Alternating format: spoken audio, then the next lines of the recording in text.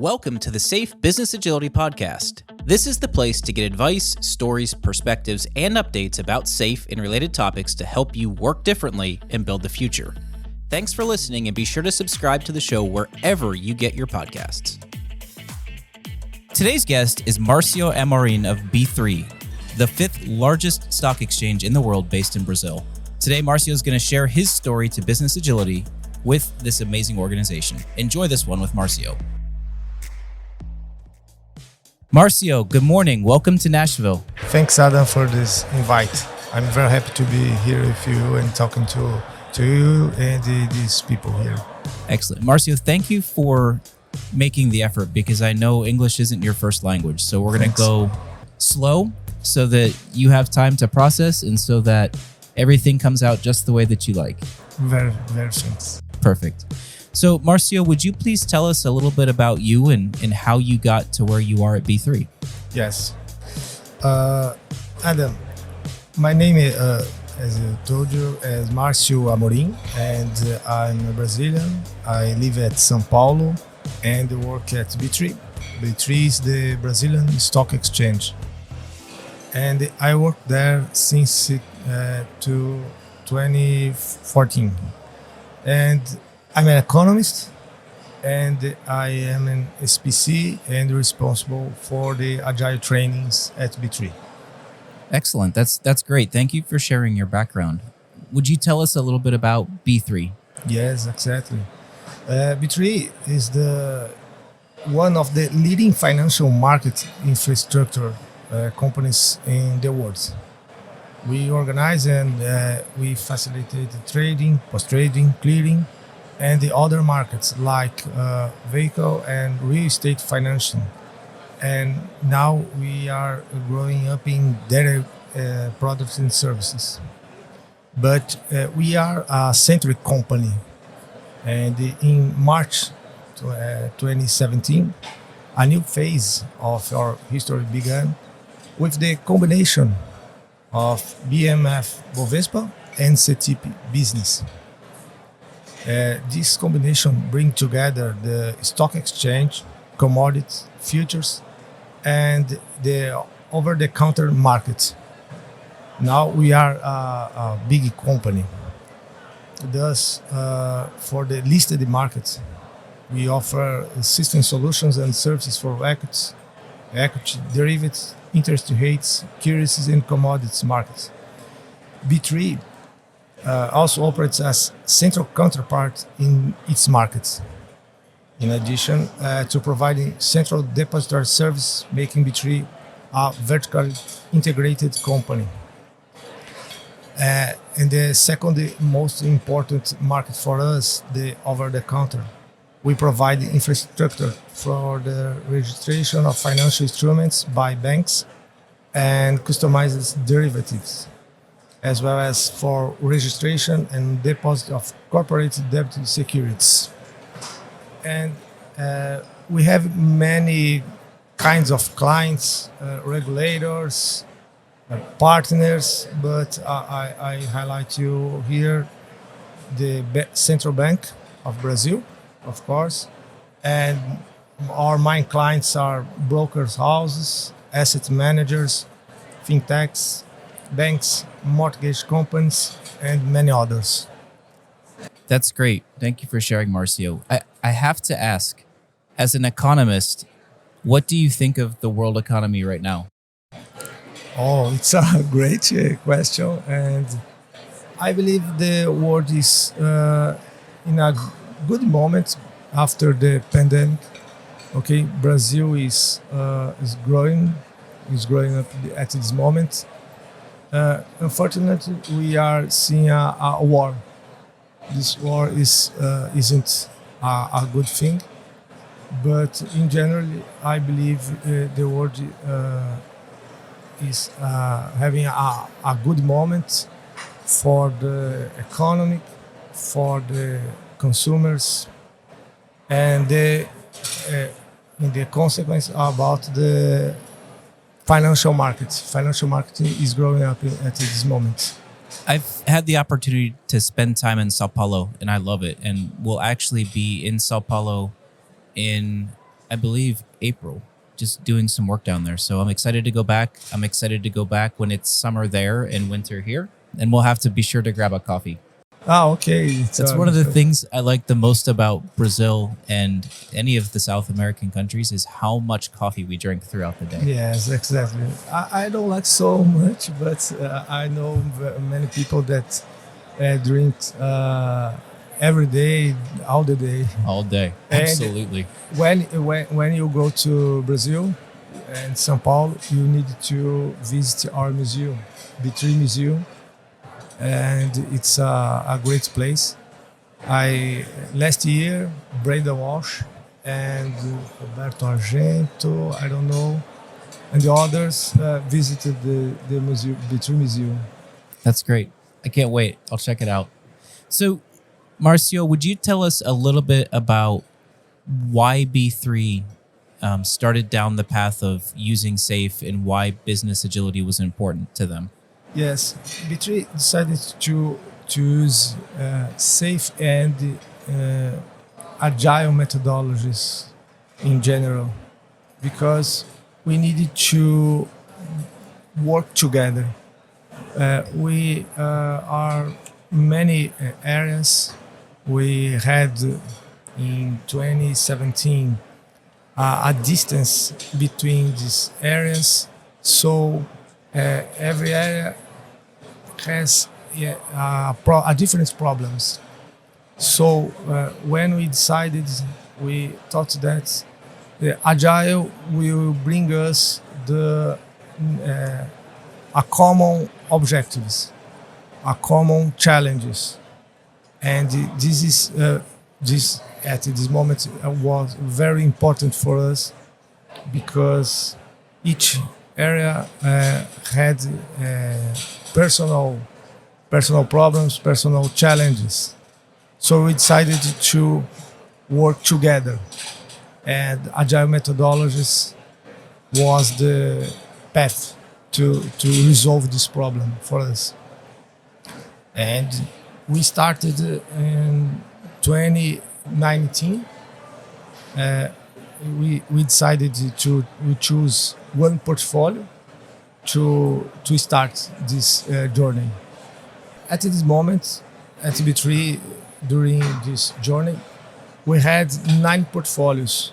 B3 is a big company with different markets. So we have 7 business portfolios. And in these 7 portfolios, we started to work in Agile release trains using SAFe full at this year. This year we started in the last one portfolio.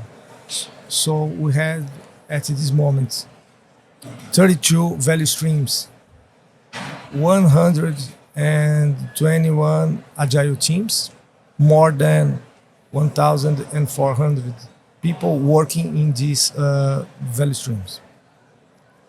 The biggest portfolio, I will talk more about it, is listed that we have 13 value streams.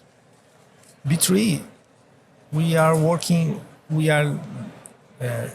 with business agility too, not only Agile release streams or Agile teams. So we have many initiatives in other areas like people or human resources, infrastructure, financial, and others. I will highlight the creation of the value streams like a small business. This concept so very important for us because we have the portfolios, and inside these portfolios we have small companies, and the business owners is like a president or a management director for this small company. So we have OKRs, KPIs, and the others indicators for this company. This has given us the opportunity to enhance our customer-centricity approach, delivering products and services that align more closely with their needs. This is very important for us at this moment because we are a monopoly in the most important markets, but we need to change this culture and this customer centricity approach. It's a demand for the market. Additionally, I would like to address the allocation of budget to the value streams. We changed the situation. We changed from project-based to budgeting to product-based budgeting, which has resulted in increased speed and autonomy for our teams. These actions have been instrumental in our evolution, leading to significant gains with both customers and regulators. And BOs, as I told you, have the special role here because they are responsible for the budget decision and to lead this value stream like as a president. That's great, Marcio. Thank you for sharing all of that. What are some of the outcomes that you have seen so far within your portfolios? So I think you had mentioned one portfolio that's rather large that you wanted to share. Yes, I told you about listed, but I can explain that all the portfolios we have that we started last year or the last 2 years, 3 years, we had many kinds of good results, especially when we are talking about the clients. Our clients are more closely for us because we started to deliver many features or small features for them. Before of this situation, we needed to wait 1 year for delivering something, and now we deliver many features, small features, but along the time.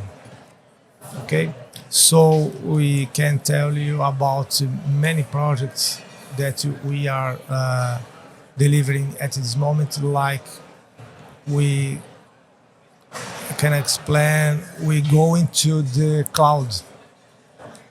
So this is so difficult because we have a old infrastructure. So this change is a challenge important for us. Okay, and about listed, it's the biggest portfolio. It represents 70% of our revenue. We started at listed 2 years ago, but the approach was different because we have here a big complex situation. So we decided to start with a lean portfolio management, like a top-down approach.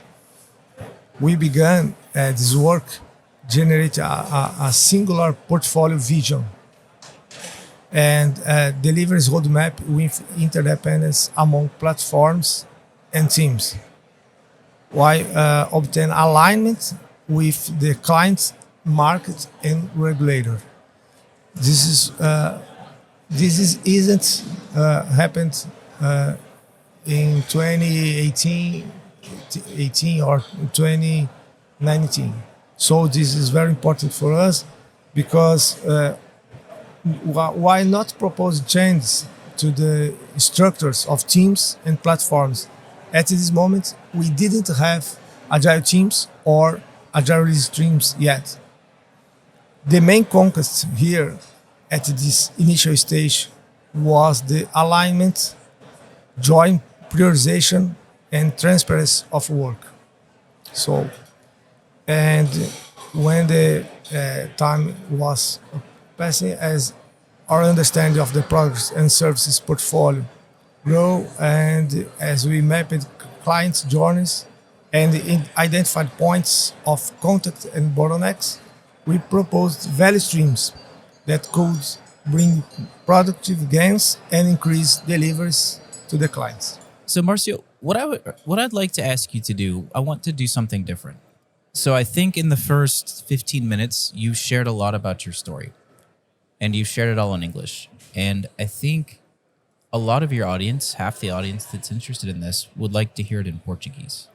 So would you be open to retelling your story in Portuguese?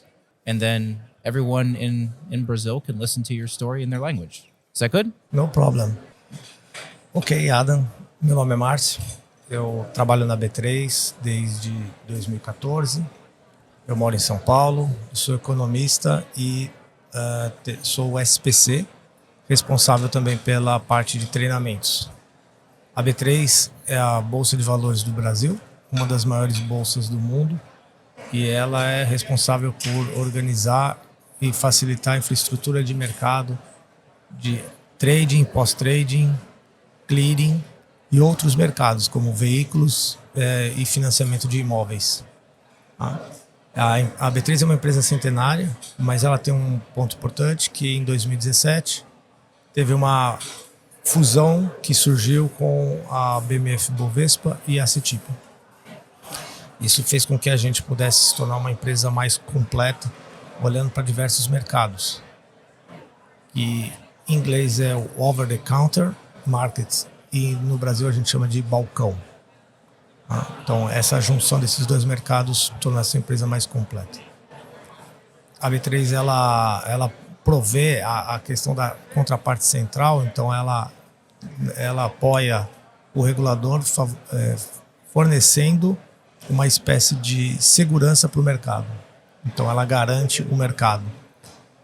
A gente tem outros mercados, como eu falei, e os nossos principais reguladores são o Banco Central e os clientes são as corretoras, os bancos, fintechs e demais. Sobre Business Agility, a gente tem alguns pontos importantes da nossa história. Eu gostaria de dar um destaque aqui para a criação de cadeias de valor, como pequenas empresas, pequenos negócios, que deram para a gente uma visibilidade muito clara de indicadores, de clientes, de concorrentes que fazem parte desses mercados. Então, dentro dos nossos portfólios, a gente tem diversas pequenas empresas. Nessas pequenas empresas, a gente tem um orçamento próprio.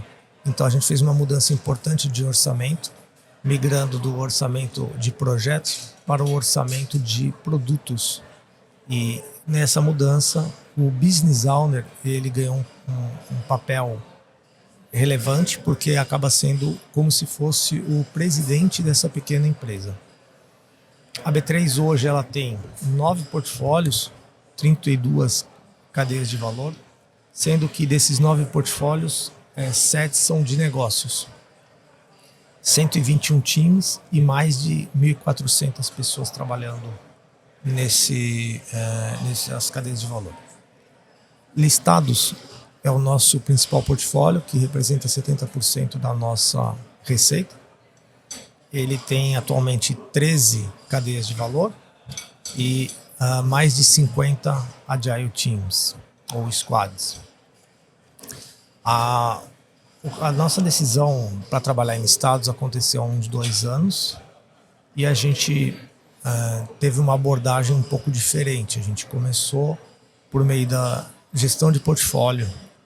Então foi uma abordagem um pouco top-down, porque nesse momento a gente não tinha squads ou agile teams e nem os trens do SAFe ainda. Essa abordagem ela foi importante porque ela trouxe para a gente uma visão de portfólio única, um alinhamento entre os diversos stakeholders, uma priorização comum e uma transparência do trabalho que antes não tinha. A conclusão desse trabalho de listados foi a criação de uma matriz de cadeia de valor que juntou ali 6 cadeias de serviços ou plataformas de serviços com 7 cadeias de valor. Essas 7 cadeias de valor são aquelas que entregam produtos e serviços para o mercado, e as 6 cadeias de serviço, elas geram subsídios para as de valor. All right, Marcio. Well, thank you for sharing your story.